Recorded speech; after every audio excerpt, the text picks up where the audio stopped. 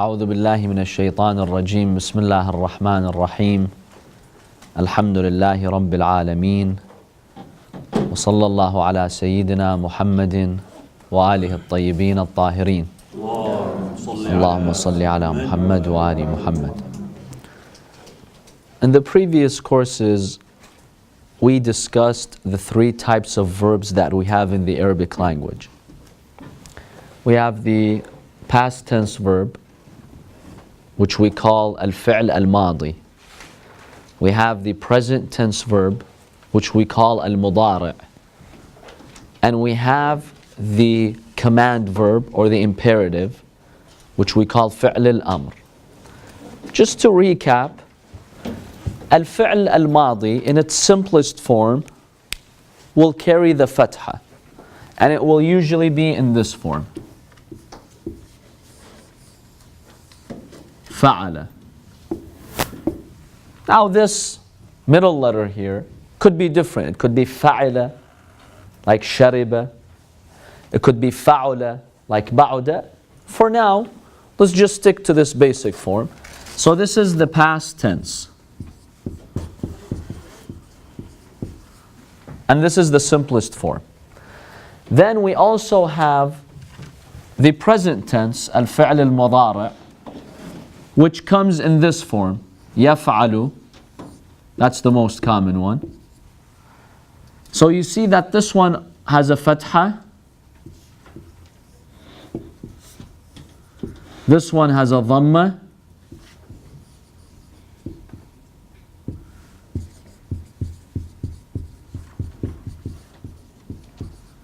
There are some variations in different forms, but this would be the most common simple form. And then number 3, you have fi'l al-amr, which is if'al, ijlis, ishrab. It is majzoom, jasiv, so you will find that the ending is a sukoon. And this is what we call an imperative. So these are the 3 basic forms of a verb in the Arabic language. It's very simple. It has some variations, but for now, at the basic level, we have these 3 common forms. Fa'ala, yaf'al, and the harakas dhamma, so yaf'alu, or if'al. Ishrab, for example. Udrus. We see that the end is majzoom, and majzoom means that it's a consonant, it's a sukoon. So these are the 3 basic types. In the future, we will examine them at a deeper level, examine some circumstances, some more rules about this, but for now this is all what we need to know. Any questions about these before we move to the fa'il, to the subject? Do you have any questions about these verbs? Yes. So for the imperatives, what if you're asking or giving a command to more than one person? Wouldn't it not end Okay. So in that case, if you're giving a command to more than one person, you're using the plural form, it would still be majzoom, but the sign of jazm will be different. We will use the plural pronoun, and that plural pronoun, when it comes in the form of a fi'l al-amr, it becomes majzoom. We'll talk about that later once we examine the singular, the dual, and the jam', the plural. We'll examine that later. So if you were to say, for example, ishrab, if you want to make this jam', you would add the waw and the noon. Now initially it's ishrabun, because the plural is waw and the noon. But because of the jazm, the noon falls, it becomes ishrabu, just the waw. We'll discuss that later. For now, let's stick to the singular to understand the basic idea. Then later, when we examine the singular, the dual, and the plural, we'll see how all this will be affected by that. For now, we're just keeping it at a basic level for the singular. Any other questions about these verbs that we have? So these are the 3 verbs that we have in Arabic. Let's now turn to page 21 and start by examining the fa'il. The fa'il is the subject. When you have a subject in any sentence, that is called the fa'il. Now, the fa'il in Arabic is marfu'. What does marfu' mean?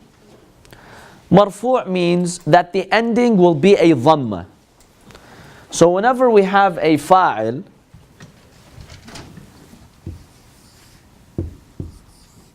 which is the subject of a verb, it is marfu', which means you have that dhamma. So the ending of a fa'il will be a dhamma, generally speaking. Now we call this the nominative case. If you want to translate marfu' for the fa'il in English, you will call this a nominative case, which means that you have a subject here, a noun, that is marfu'. So the linguistic translation of marfu' is the nominative case. So a fa'il always has the nominative case, which means it's marfu', and the sign of that raf is the dhamma. If it's singular, of course. If you have plural, then it takes different signs. But in Arabic they say it's marfu' wa alamatu raf'ihi ad-dhamma. The sign that indicates this is marfu' is the dhamma. So it's a nominative case. Because you have different types of cases. When you have a preposition like fi, in. Fi is in English, right? What's the haraka that comes after it? The majroor. It's the kasra, right? What do we call this in English? If we want to say majroor. This would be, for example, the genitive case. We'll talk about that later. The genitive means the majroor. The mansub is the accusative case. We'll look at that. For now, the marfu' is just the nominative case. Let's write that so we can remember it.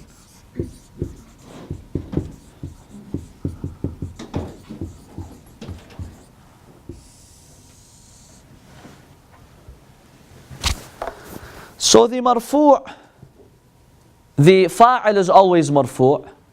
It has that nominative case, and it's usually the subject of a verb. Let's look at some of these examples. Example number 1. طار العصفور. Where is the verb here? The verb. The action that happened. طار. What does it mean? It means to fly. Now, is this ماضي, مضارع, or amr? ماضي. How did you find out it's ماضي? There are no signs of mudari in front of it. Exactly.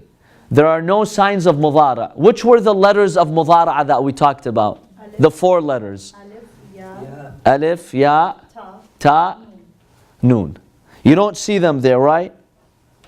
So that means this is an indication that this is a past tense verb. Now if you put the haraka, in my edition there is no haraka, but it's tara. There's a fatha on the R. When you see that fatha, that's also an indication this is which type of verb? It's a past tense verb. It's a fi'l al-madi. Because the fi'l al-madi carries the fatha. Whereas the fi'l al-mudari' carries which haraka? The dhamma. And the fi'l al-amr, the imperative, carries which haraka? The sukoon. It's majzoom. So طار العصفور. You see al-usfuru, there's a dhamma at the end. Why? Because it's the fa'il. It is the subject of that verb. طار, to fly, is a verb. This verb has a subject. What is the subject here? The bird. Al-usfuru means the bird. So the bird flew. Now in English, you usually get the subject where? First in the beginning of the sentence, then you get the verb. The bird flew. In Arabic, it's the opposite. You get the verb first, and then you get the subject. طار العصفور. So if you want to literally translate that, it would be flew the bird. Right? Sounds odd, but that's how these languages work. Let's look at the third example. لَعِبَ الْوَلَدُ. What does لَعِبَ mean? Play. What type of verb is this? Madi. How do we know? What is there? Is there a sign? How do we know this is a fi'l al-madi? The fatha. And it doesn't have the signs of fi'l al-amr or fi'l al-mudari. لَعِبَ means played. Al-waladu is the subject here. The boy played. And we see that the ending is a dhamma. يَلْسَعُ الْبَعُوضُ. Number 5. يَلْسَعُ. Is that a verb? Is that a noun? Is that a preposition? It's a verb. It's a verb. What type of verb? Mudara. How do we know? What's one alama? One sign? You have the ya, right? When you see a verb starting with ya, that is an indication this could be mudara, right? So you see one of the signs of mudara, and you have that dhamma at the end. Because al-fi'l al-mudara is marfu'. It carries a dhamma at the end. That's an indication this is a present tense verb. So yalsa'u, what does yalsa'u mean in Arabic? To sting. Al-ba'udu, what's the ba'ud? Allah mentions it in the Quran. The mosquito. So the mosquito stings. Al-ba'udu here is the subject of the verb to sting, right? So that's why it is marfu', and at the end it carries the dhamma. Let's look at the last example, number 6. Ta'kulu al-bintu. Ta'kulu is which type of verb? It's a mudari', present tense verb. How do we know? What was the sign? Ta. One of them is that it has a ta. It's one of those 4 letters. And number 2 is what? The dhamma. When you see the dhamma on a verb, know that this is a present tense verb. Whenever you see a dhamma on a verb, automatically know this is mudari'. This is a present tense verb. So it's very clear. All we need to memorize at this point, that al-mudari' has the dhamma, it's marfu'. The madi, the past tense verb, has the fatha. And the fi'l al-amr has the sukoon because it is majzoom. So these are easy ways for us to distinguish between these types of verbs. So if you go down to the box, al-qa'ida, the general rule, it says al-fa'il. What is the subject in Arabic, al-fa'il?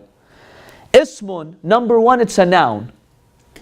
The subject can never be a verb, right? It has to be a noun. Number 1. Marfu'un, it is always in the nominative case. It is marfu'.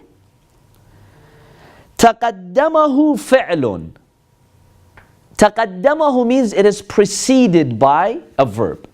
So in the Arabic language, you always have the subject first and then what? The verb. Unlike English.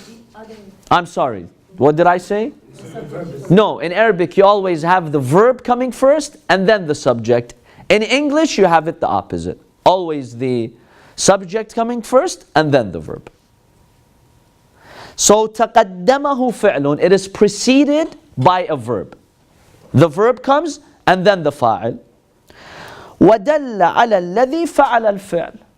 The fa'il, the subject, is that which did the action, which did the verb. So that's the fa'il in Arabic. There are many other rules, we'll discuss them in the future. For now, we just want to be familiar with the fa'il. So it's the noun that is doing that action, doing the verb. It comes after the verb and it's marfu'. And the sign of rafa' is usually the dhamma. So this is the fa'il. Let's now flip the page to page 24 and go to the maf'ul bihi. If you don't have the book, you can just follow with me. We'll have the books by tomorrow, inshallah. The maf'ul bihi, in Arabic, we call it the direct object. It is the object of the verb. Whenever you have a verb and you have a subject, usually that verb will take an object. We call this al-maf'ul bihi.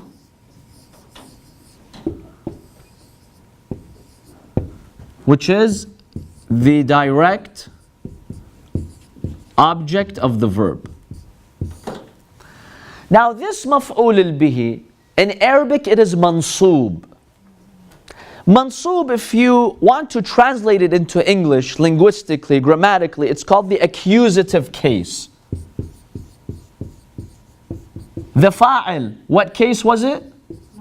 Nominative case. The maf'ul bihi is the accusative case. And what is the sign of the mansoob? The sign is a fatha. Sign equals fatha. Usually that's the sign. So when it came to the fa'il, it was in the nominative case, it was marfu'. And the sign of the raf was the dhamma. Whereas when it comes to the object of the verb, the maf'ul bihi, it is in the accusative case, meaning it's mansoob. And what is the sign of this accusative case? What is the sign of the nasb? It's the fatha. So this is the maf'ul bihi. Let's read some of these examples so this becomes clear to us. Number one, شَدَّ التِّلْمِيذُ الْحَبْلَ. Shadda is what? What type of verb? Past. It's a past tense verb. How did we know? Doesn't have the sign of mudara and it ends in. Ends with a fatha. You see it ending with a fatha, automatically know it's what? It's a past tense verb. At-tilmidhu, what does the tilmidh mean? The student. The student here is what? It's the subject, it's the fa'il. What is the sign of it at the ending? The dhamma. It's the dhamma, so it's marfu'. So the past tense verb is shadda. At-tilmidhu is the subject here, which is the student. Now what does shadda mean? To tie or fasten. Okay, so the tilmidh, the student fastened. What did he fasten? What did he tie? The rope. Al-habla. The rope here is the object of the verb. You have the verb, that action that took place.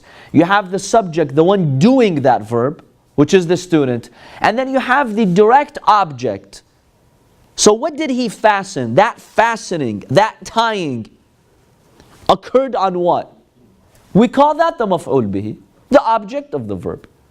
Now the object of the verb, because it's in the accusative case and it is mansoob, it will carry a fatha. That's why if you look at the book, Al-Habla, what does it end with? It ends with a fatha. So when you see that it's ending with a fatha, that's a sign this could be a maf'ul bihi. So the sign of a maf'ul bihi is usually a fatha. Is that clear? Let's take a look at some more examples. Number 3. أكل الذئب الخروف. أكل ate. What type of verb is this? Past tense. How do we know? Look at the fatha and you'll realize that it's a past tense verb. الذئب, the wolf. It is marfu' because it's the fa'il, it's the subject. So the wolf ate. Ate what? It needs an object. The direct object is al-kharufa, the sheep. So the wolf ate the sheep. The sheep is maf'ul bihi, it's the direct object. And what is the haraka of it? It's the fatha. Let's take another example here. يربح السائق جائزة. يربح is what type of word? It's a verb. What type of verb? Mudara. How do we know? What's the sign that it's mudara? The dhamma at the end and the sign of the. So we have the dhamma at the end. Whenever you have a verb and you've got that dhamma at the end, then you know this is a present tense verb. As-sa'iqu, what does as-sa'iqu mean? The driver. يربح, what does it mean? To make a profit or to win. It comes in several meanings. One of them is to win, one of them is to make a profit. So, يربح is the fi'l, to win or to make a profit. Is this as-sabiqu or as-sa'iqu? It's as-sabiqu. I read it as-sa'iqu. As-sabiqu means what? See, one letter will change the meaning. The one who is either racing, yeah, the racer. More accurately, the racer. So the one who's racing won. Won what? Is winning what? Ja'izatan. Ja'iza means a prize. Now you will see that ja'iza is the direct object. We call it the maf'ul bihi. So yarbahu is the fi'l, as-sabiqu is the fa'il, ja'izatan is the maf'ul bihi. It's the direct object. Because what did he win? He won the prize. So that's the object of the verb to win. We call this in English the direct object. In Arabic we call it maf'ul bihi. Now what's the sign? What's the ending here? We have the fatha.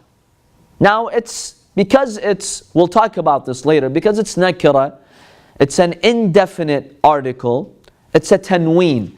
Instead of saying ja'izata, it's ja'izatan. We'll talk about that later. But for now, we just need to know that it's a fatha. Let's take another example. Number 6. يَبِيعُ الْقَصَّابُ اللَّحْمَ. يَبِيعُ is what type of word? To sell. So is it a present tense or past tense verb? It's present tense verb, exactly. And what is the haraka at the end of the word? يَبِيعُ. It's the dhamma. Do you have the book? Okay. So يَبِيعُ means to sell, which is a present tense verb, as you said. Now the alama, the sign of it, you'll have a dhamma. Whenever you have that dhamma, just know this is a present tense verb. Al-Qassabu. What does Al-Qassab mean? The butcher. So this is now the subject. The subject of the verb yabi'u, to sell, is the butcher. Now this is marfu'. And what's the sign of rafa at the end? The dhamma. Okay, the butcher sells what? He needs to sell something. Al-lahma, the meat. The lahma is the object, it's maf'ul bihi. What is the sign at the end? You have the fatha, because the maf'ul bihi carries a fatha. So let's just write one of these examples for those who don't have a book, just so we can see these 3 parts. So yabi'u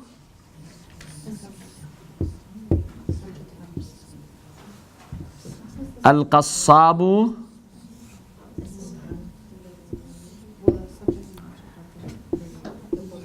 al-lahma. We see here that yabi'u is what? It's the past tense verb. The present tense verb.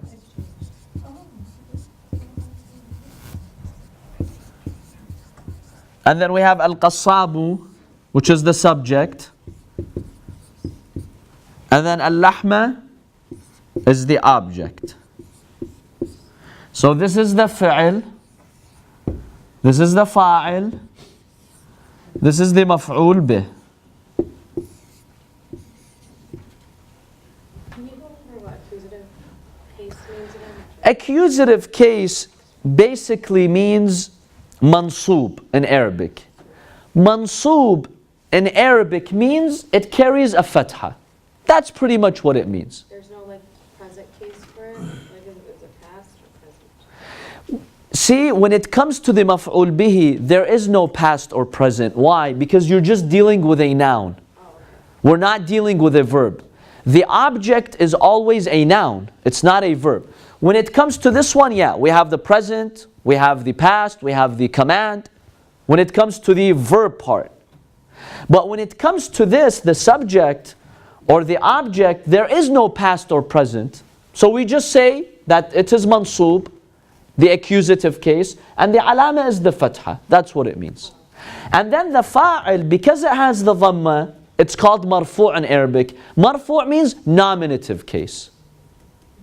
That's what it means. So nominative basically is always referring like to a subject that you have.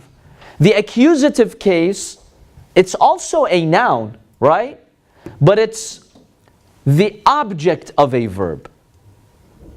It's not just any noun. It's a noun that is being the object of something. That's the literal meaning of an accusative, case. Sorry. In Arabic, we just call that mansoob. Once more. Okay. So, when it comes to the verb, the present tense verb, yabi'u, the present tense verb is marfu'. And what does marfu' mean? When we say marfu', what does it mean? It means it has a dhamma. In its singular, simple form, it has a dhamma. Now in English, what do you call the marfu' of a verb? You call it indicative case.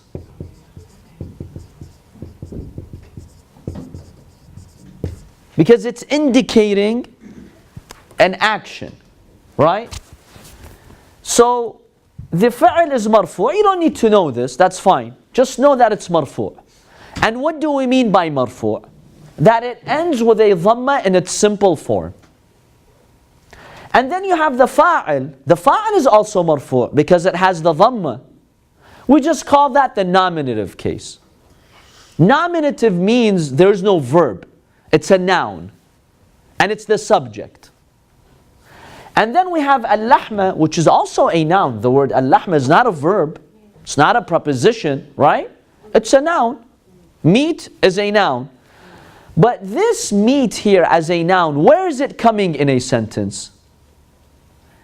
It's coming as an object. Something happened to it, right? The meat, something happened to it. An action fell on it. Like selling it, cutting it, whatever it is. That's what we mean by accusative case. Meaning it's a noun that an action happened on. In Arabic, we just call this mansoob. The maf'ul bihi is always mansoob. And what is the sign that it is accusative? It's that fatha. وَعَلَامَةُ نَصْبِهِ الْفَتْحَةِ. The sign that it is mansoob is the fatha. So for now, we have the verb. We have the subject, which is marfu', it has the dhamma. We have the object, maf'ul bihi, which is mansoob, which has the fatha. So, is it clear what this mansoob, marfu', majroor means? Don't be thrown off by the wording, nominative case, accusative case. These are just literal translations. Just know that the maf'ul bihi is a noun. That's the object of the verb. And it has the fatha. When we say mansoob, it means it has the fatha. Now if you want the literal translation of what mansoob means, it means the accusative case. That's the literal translation of it.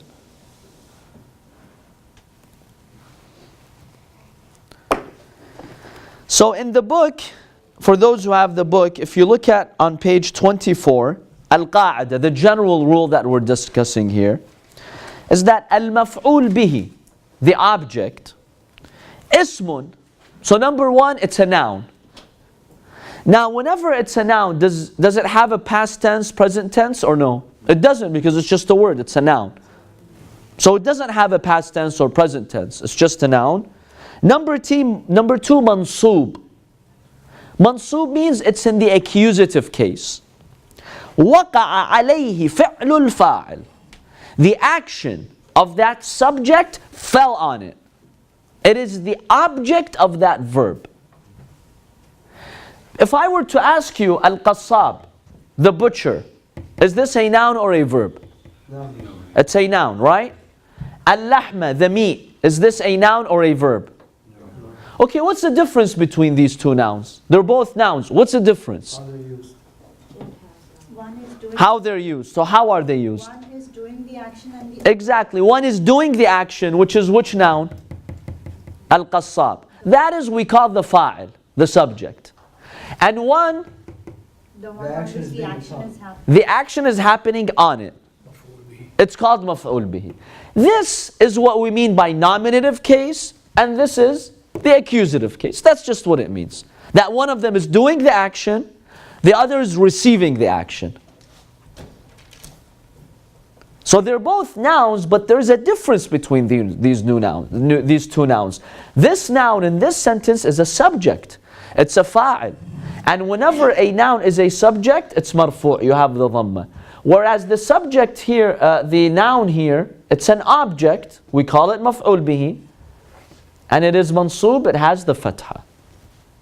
So they're both nouns, but they fell in different parts of the sentence. One of them became marfu' with the dhamma, the other became mansub with the fatha.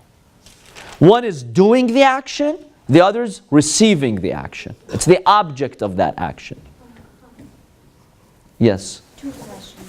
The first one is, could we say that we can recognize a fa'il because it is coming exactly after the verb? So if we recognize the verb, we could recognize the fa'il?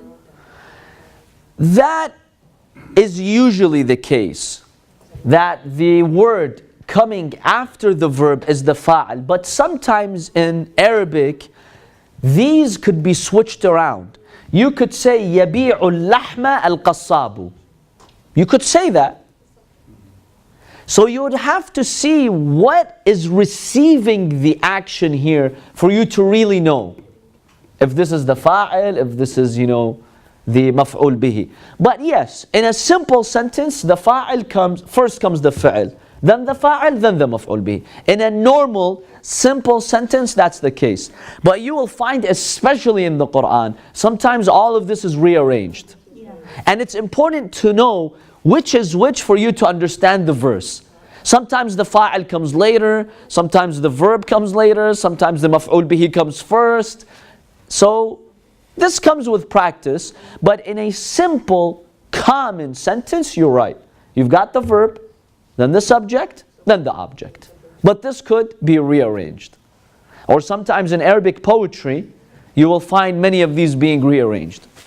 And until you dissect it and see which is which, it becomes difficult to understand the meaning. The second question is, could we say that the object answers the question what or who? No, the object is just telling you that verb in the sentence, it happened on what? Yeah, like so if we ask the Qasab sold what, or Qasab sells what? Yes. So it would Yes. answer the question. The Qasab sold what? That would be the object in this case, yes. But sometimes it could be a who. Let's say you say, Zayd hit Amr. Okay, Zayd hit who? So generally speaking, the maf'ul bihi is that's, a noun that is receiving the action. That verb is being played on that noun. Or something is being upon it. Some action is done upon it, yes. That is the maf'ul bihi. Now the maf'ul bihi, what is the sign of a maf'ul bihi? It's a fatha. What do we call that when you have a sign that is a fatha? You call that mansub. Any questions about the maf'ul bihi? So if you go to page 25 for those who have a book, let's do some practices. So it's saying yaghsilu is a verb. What does yaghsilu mean? Yaghsilu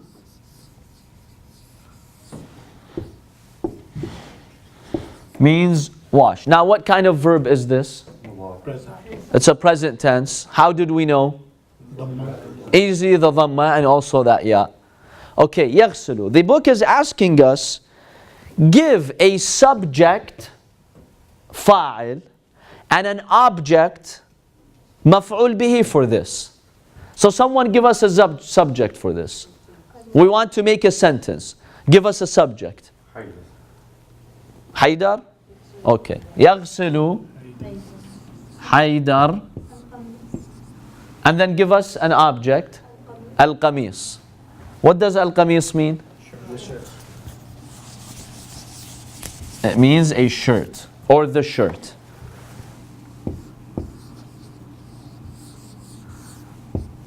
Now Al-Qamis over here, what kind of alama should I put? Fatha. Why? Because it's the object. So this is the verb. This is the subject. And this is the object. Now there's a dhamma here on this verb because it's a mudhara, it's a present tense verb. And the alama, the sign for a present tense verb is the dhamma. Haydaru over here is the dhamma. Yaghsilu. Haydaru al-qamisa. So what does That's the subject. what does this dhamma presents? This dhamma is, it's indicating that the subject, the fa'il is marfu'. Because every fa'il is marfu'. It has a dhamma in its simple form. Just like al-qassabu, the butcher, it had the dhamma. So that's why this is having a dhamma. The fa'il, which is the subject that's doing the verb, is always marfu'. It cannot have fatha. No, it does not have a fatha unless in some rare circumstances we may talk about later. In its general simple form, it has the dhamma.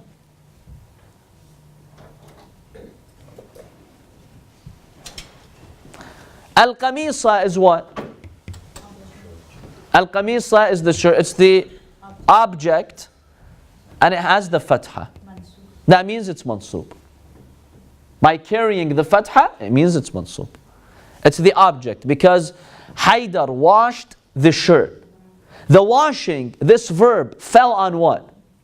The shirt. So that's why it's the object. It's like Dawood qatal the Jalut. Yes. Let's look at that verse. وَقَتَلَ داود Jalut. Qatala is what kind of verb? Past tense. How do we know? Fatha. Qatala. Very easy. That tells you it's a past tense verb. Dawood. Now, Dawood and Jalut. You've got two words here. Now, you don't exactly know who is the subject and who is the object. Who killed who? Because you could rearrange them, right? In Arabic. When you look at the endings, now you know who's the subject, who's the object. So the Quran says, وَقَتَلَ دَاوُودُ جَالُوتَ. See, both of them are names, both of them are nouns. So if these are Goliath and David, they're both nouns. But this one has a dhamma. When it has a dhamma, what is that indicating? he's the subject. Is the subject, the fa'il. That's what we call the fa'il. If this arrangement is changed, that means Jalut killed Dawood. Yes, we'll look at that. Jaluta has which ending?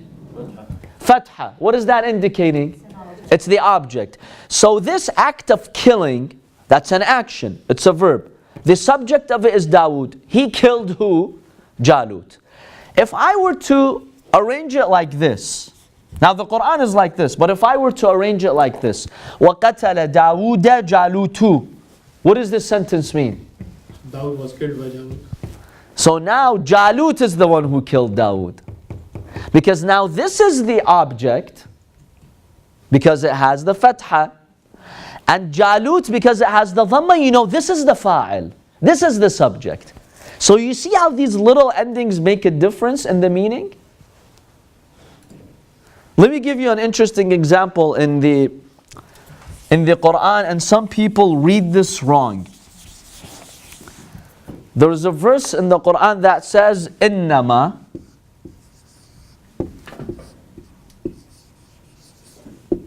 يَخْشَى اللَّهِ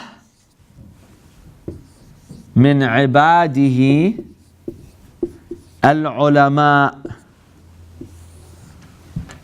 This is an interesting verse. Innama means what? Indeed, verily. Yakhsha means what? Fear. There are many meanings to yakhsha. Let's just simplify it. Fear. Innama yakhsha Allah. Allah here, is He the subject? No. But it's coming right after the verb. Some people, I've listened to them when they read the Quran. They say, إِنَّمَا يَخْشَى اللَّهُ. If I say يَخْشَى اللَّهُ, that means what? God is the subject and He's the one who fears. Fears what? What does God fear? That turns into a sin if you say If you say it that way, that's kind of blasphemy, right? Because you're saying God fears. Now, إِنَّمَا يَخْشَى, the Quran says, إِنَّمَا يَخْشَى اللَّهَ. The Quran has a fatha. Now, when it has that fatha on Allah, what is that communicating to you? That this is the object. So, indeed, something fears Allah. God is being feared over here. He's the object of the verb fear. He's not the subject. Now, where's the subject then? Al-ulama'u. You see the subject where it came? It came many, many words later. So indeed, the ulama, yakhshallah, they fear God. You see the Quran, how sometimes this is rearranged?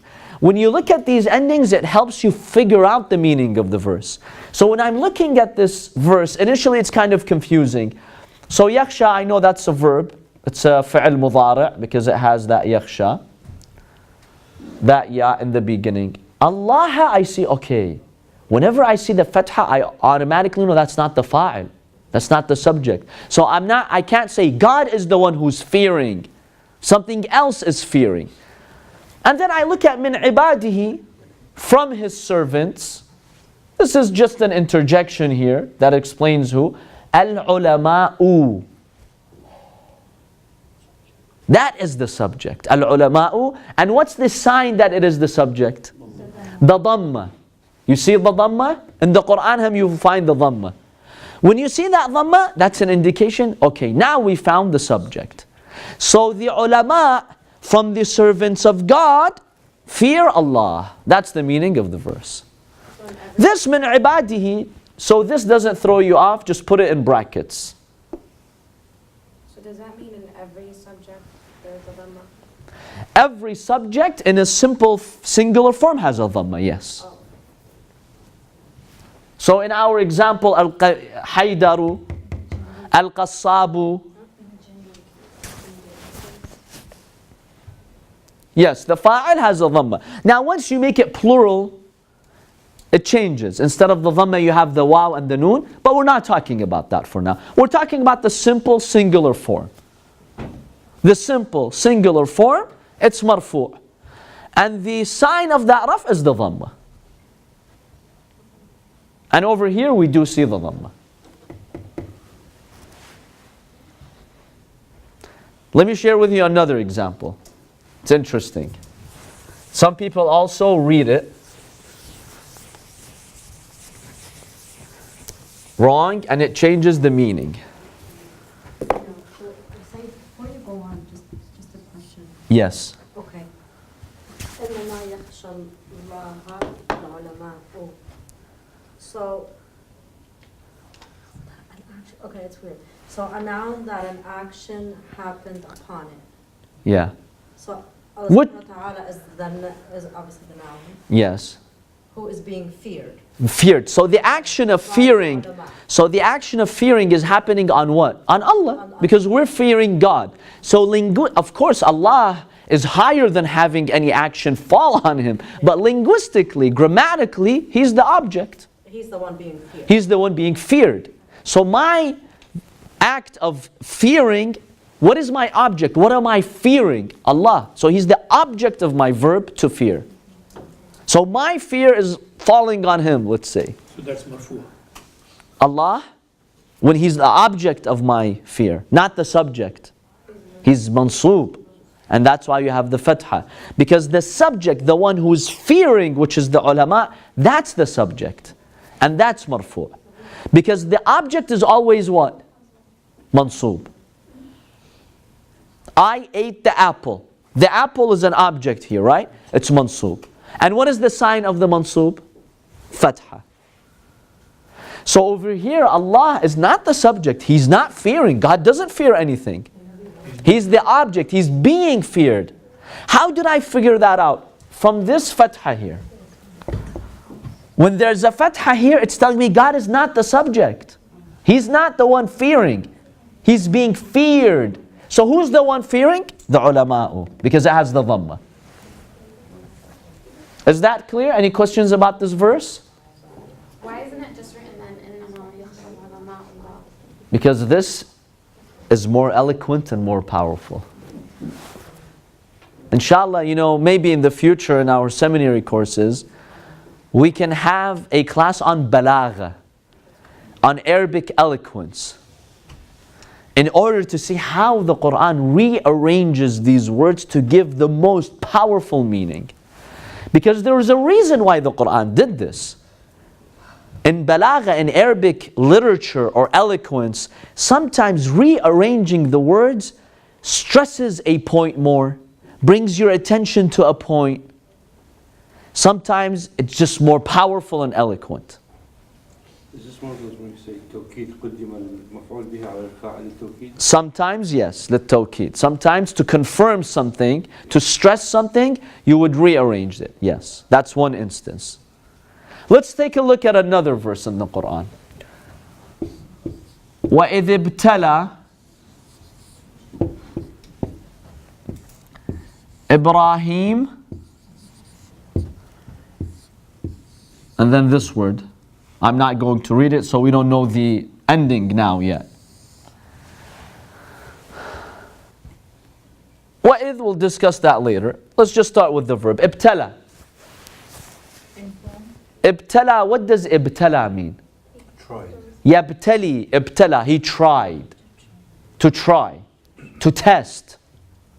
To try or to test. So this means tested or tried.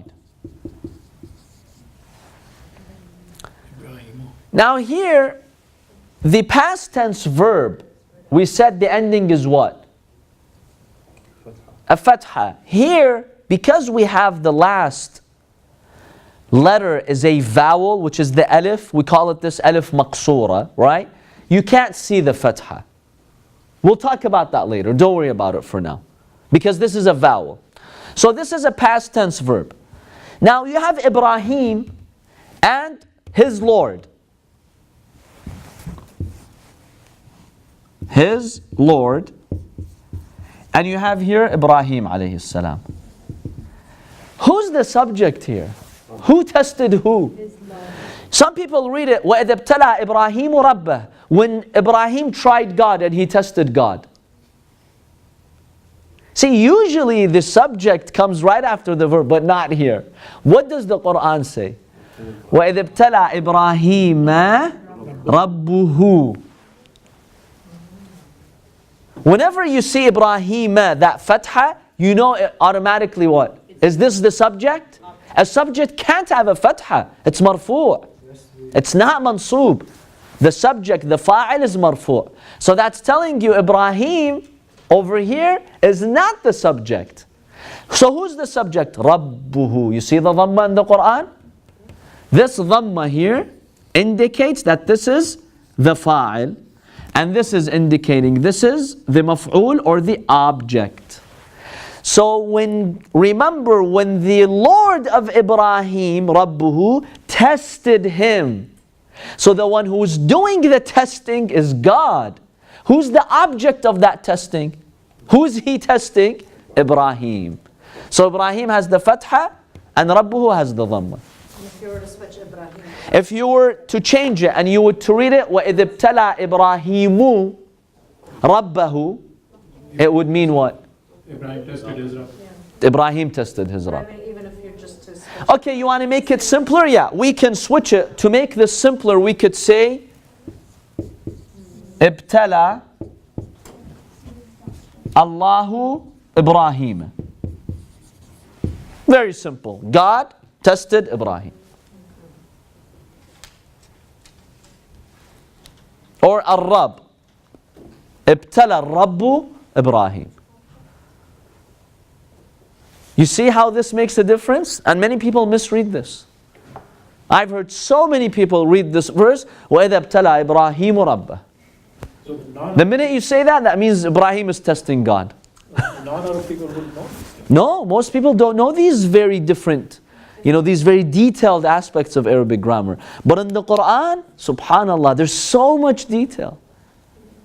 One single little ending that you can barely see with your eye changes the whole meaning of the sentence. So it's very important to know this. Inshallah, with practice, this will become familiar to us. For now, just know that the fa'il, the subject, is marfu', it has the dhamma. The fi'l, we already talked about the past tense, present tense, and the amr. And then we have the direct object. Whenever you have an action, a verb, it's happening on something.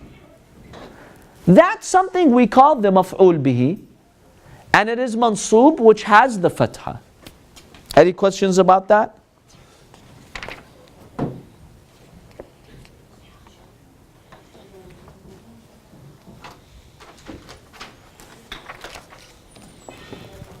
Any questions about this maf'ul bihi, the direct object? Did you have a question? I just didn't know the first word. Wa'idh? Wa'idh is just in Arabic. I didn't explain it. I said we'll keep it for later, not to confuse you. Wa'idh, it just means and remember when. It's just short for this. And remember when Allah subhanahu wa ta'ala tested Ibrahim. So it's wa, which means and. Idh just is telling us remember when. وَإِذْ ابْتَلَى إِبْرَاهِيمَ رَبُّهُ وَإِذْ قُلْنَا لِلْمَلَائِكَةِ. You find that a lot in the Quran, which it means remember when. It doesn't mean if, that's إِذَا. إِذَا, if you do this. إِذْ, over here, to simplify it, simply means remember when. So, وَإِذْ ابْتَلَى إِبْرَاهِيمَ رَبُّهُ. And the other example, إِنَّمَا يَخْشَى اللَّهَ مِنْ عِبَادِهِ الْعُلَمَاءُ. So now when you look at a sentence like that, can you figure out like the verb, the fa'il, the subject, and the maf'ul bihi? With practice, this becomes more and more familiar. Any questions about today's lesson? Can you give us the verse, or the chapter and the verse? Yes, I can give you the verse. So, for the first one, Which app do you use that makes it search like that? which application do I use? I'll give you the application. What, I mean, in the group, you don't have to do it now. Yes. So this one, to give you the verse, is Surah Fatir, verse 28. Fatir 28. And then that one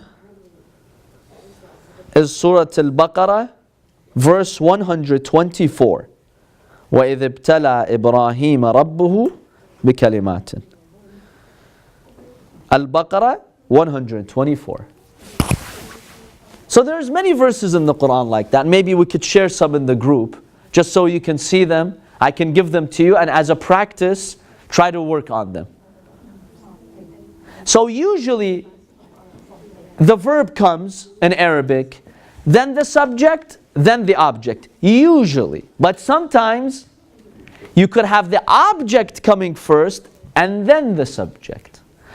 And usually, why do you do that? There's many reasons. One of them is to stress, to confirm something, or to bring attention to something. For example, I could say, أَكَلَ عَلِيٌّ التُّفَّاحَ. Ali ate the apple. I'm not stressing anything, am I? No. Ali ate the apple. But what if I say, أَكَلَ التُّفَّاحَةَ عَلِيٌّ? I bring the apple first, then I say who ate it. There's a reason why I'm doing that. Maybe I want to bring your attention to the apple. There's something about the apple, right? So there's a reason why you would rearrange this. Could be, to stress something, to confirm something. There's a reason. You don't just randomly rearrange things.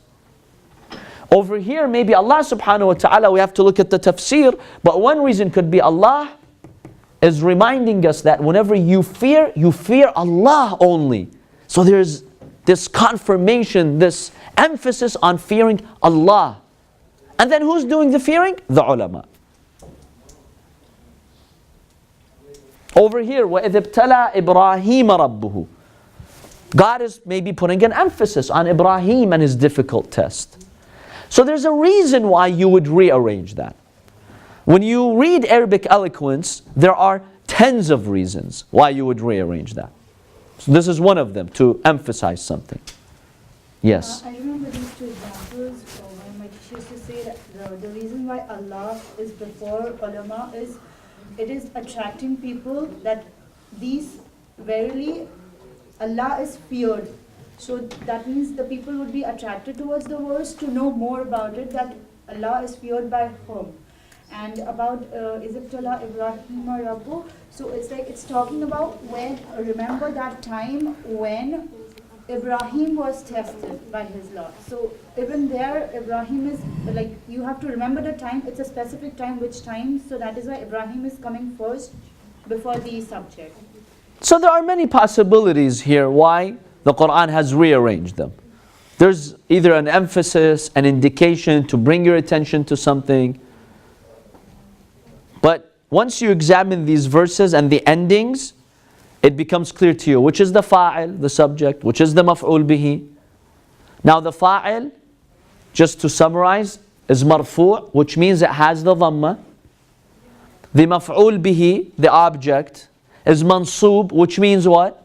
It has the fatha in a normal case. وصلى الله على سيدنا محمد وآله الطاهرين. اللهم صل على محمد. I have one question.